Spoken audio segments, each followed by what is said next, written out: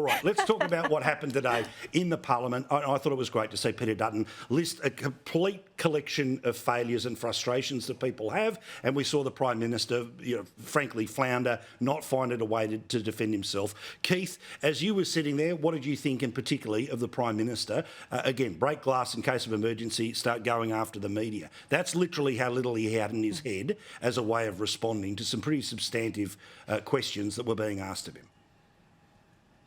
Oh, Paul, firstly, on your previous story, I mean, they say the Parliament's architecturally designed, but I think it's just so they bolt the furniture down, no one can pick it up and throw it around. But I mean, the Prime Minister, they might want to consider giving themselves an uppercut at the moment.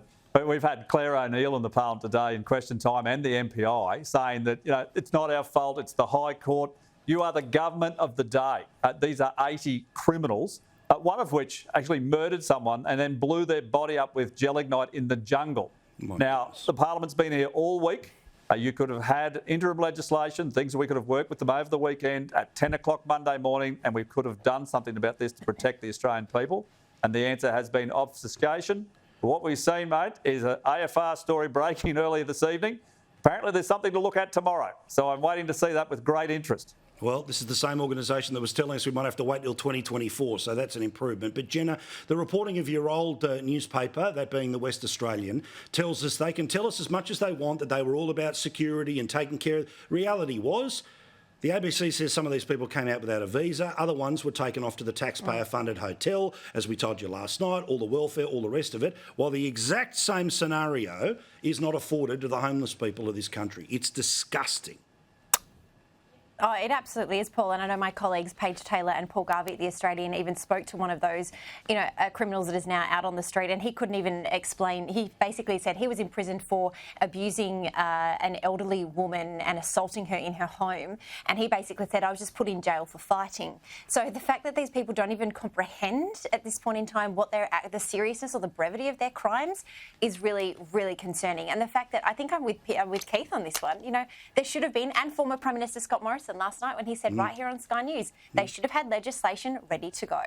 Absolutely. Well, and instead the floundering, the carrying on and all the rest of it, right, which again, we showed you the timeline of their awareness of this as it was moving through the court. Right now, obviously, they, like all of us, had hoped that they got the win. They didn't, but that means the plan of action kicks in straight away. But clearly they didn't because their expectation was that this would be similar to the ISIS bride return. Oh, just a little thing that'll bubble away on the TV we don't watch and the paper we don't read. But the reality is this thing has gone bunter, and correctly so.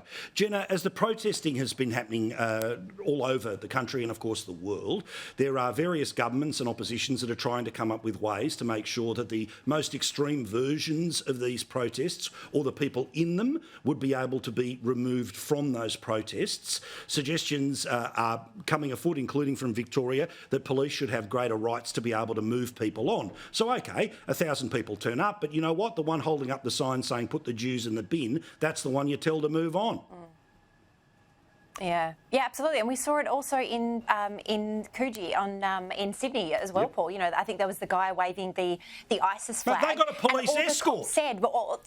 They got a police escort and was told, excuse me, sir, please put your arms back inside the vehicle. So the fact that in Victoria, the Andrews government walked back these laws a few years ago, saying that, it impinged on peaceful protests and things like that, given the track record of how protests in Victoria have gone in recent months, I think it's about time that the opposition, they're due a win, so fingers crossed that this gets over the line during the party room meeting with the Victorian Coalition tomorrow. Yeah, look, we'll see what happens, and certainly, obviously, the way that the upper house works there, that even if they tried to bring it in via the upper house, it's the Greens that end up with the numbers, so they're obviously not going to play ball there. But somebody making some clear efforts here, Keith, is what Australians are looking for. Again, I don't have a problem with people who want to march because family members or country men and women are dying. I don't have a problem with that. I do have a problem with somebody who wants to hold up a sign saying that a particular race of people should no longer exist on planet Earth.